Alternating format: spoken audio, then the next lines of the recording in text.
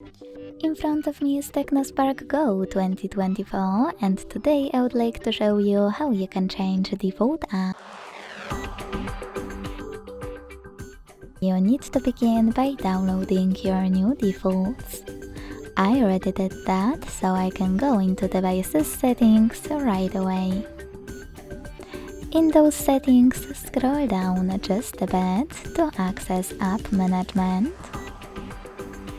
Click on default apps and click on one of those sections that you wish to manage.